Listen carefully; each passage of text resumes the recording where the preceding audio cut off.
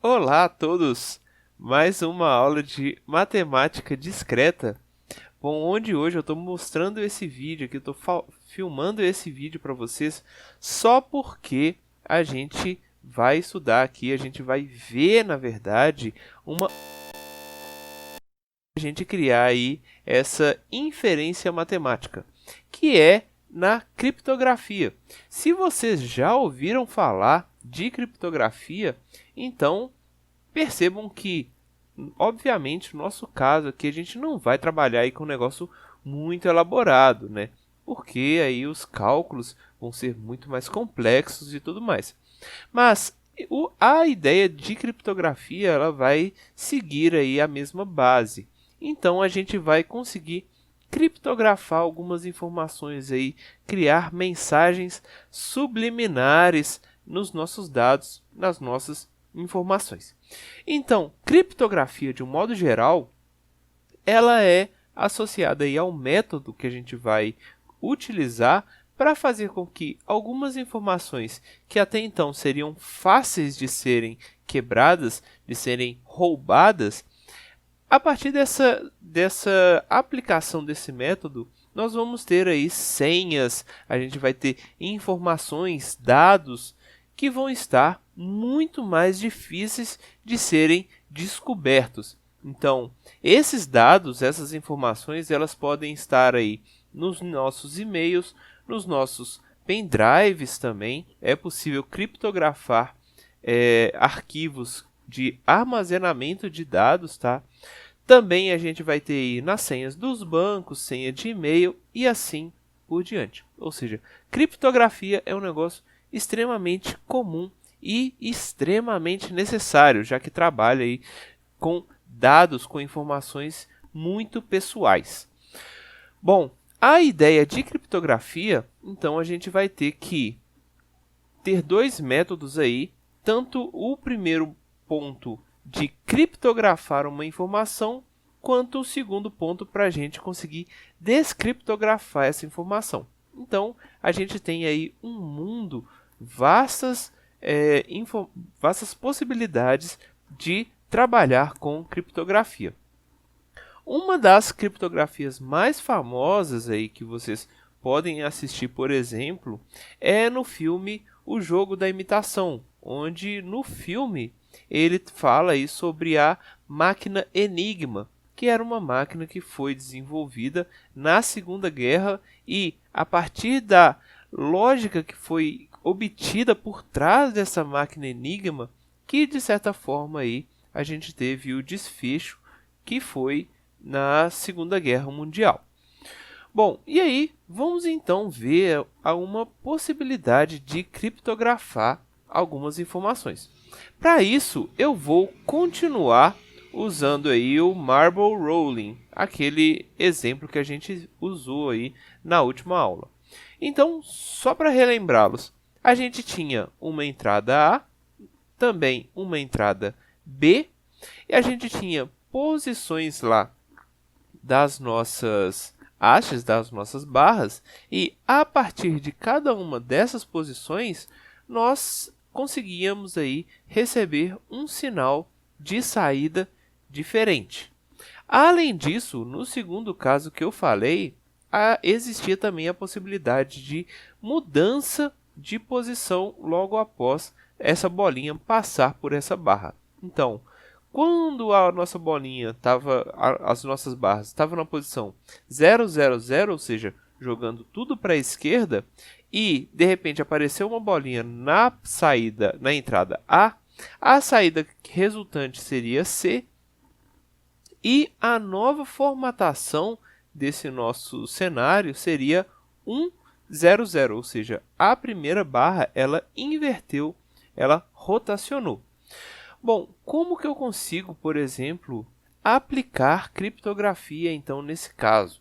Olha, nós vimos que todo aquele dado, todas aquelas informações criaram aí esse nosso mapa. Então eu poderia, por exemplo, falar, olha, a minha criptografia vai ser a partir das saídas que a gente tem aqui.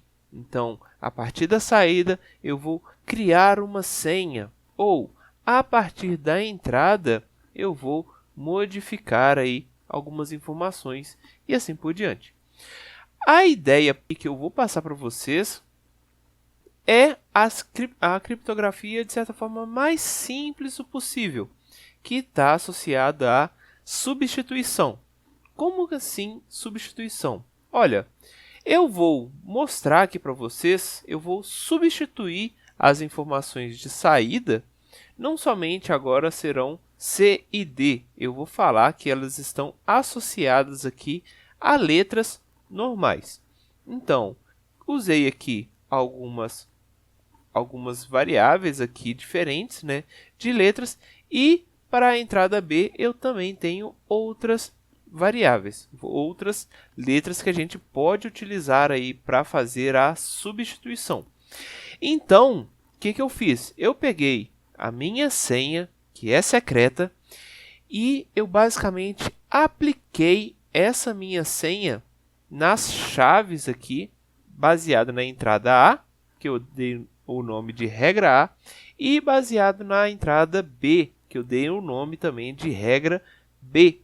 E olha só o resultado que eu tive. A minha senha ela era fácil, mas o resultado final aqui, ó, não parece ser tão fácil aqui da gente conseguir quebrar essa senha. Mas se vocês analisarem um pouco mais aí com calma, vocês vão ver que existe um padrão, ou seja, dá para a gente inferir aí algumas informações. Por quê? Olha, aqui nós temos o y repetindo 3 vezes. Além disso, nós temos o t repetindo aqui 2 vezes. Bom, algumas técnicas para quebrar essa senha, eles vão pesquisar alguma coisa do tipo, olha, temos aqui uma palavra com 2, 4, 6, 8, 10 letras. Me dá aí uma pesquisa no dicionário, alguma palavra com 10 letras que tem aí dois M's aqui que estão repetindo, 3 letras Y, ou seja, 3 letras aqui também vão se repetir. Tenho outras 2 letras aqui também que se repetem e assim por diante. Ou seja, eu vou pesquisar no dicionário palavras com 10 letras que tenham essas características. 2 letras se repetem, outras 2 letras diferentes se repetem, outras 3 letras se repetem e assim por diante. Nesse caso, vocês conseguem perceber que a palavra era matemática. Aqui está fácil de ser observado isso.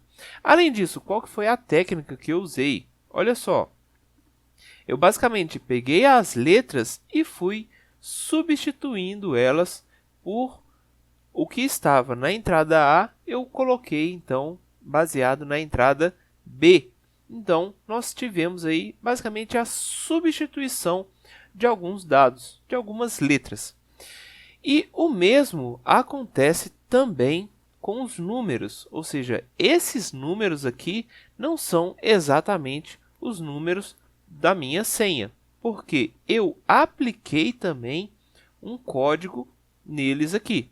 O código ele é o BCD simples, ou seja, eu pego um sinal, eu pego um número de 0 a 9 e eu basicamente verifico ele no formato binário. E a partir desse formato binário, eu apliquei novamente ele nessa tabela. Então, basicamente, eu fiz a substituição dessas letras e desses números. Ou seja, o resultado era simplesmente ali matemática discreta 1, 2, 3, 4, 5. Bom, e aí eu poderia dar continuidade, aplicar outras regras aqui de substituição.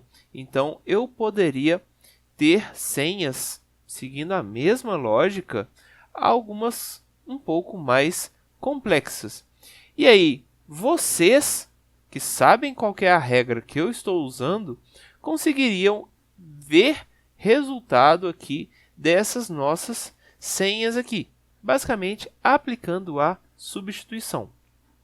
Bom, Eu não vou dar continuidade, porque senão vocês vão daqui a pouco descobrir qual que é a minha senha. Mas, basicamente, o que eu queria mostrar para vocês é, existe um exemplo e vocês percebem que existe uma lógica, existe uma inferência que a gente consegue fazer para, por exemplo, observar ou descriptografar informações. Perfeito? Bom, por hoje é só. Então, até a próxima.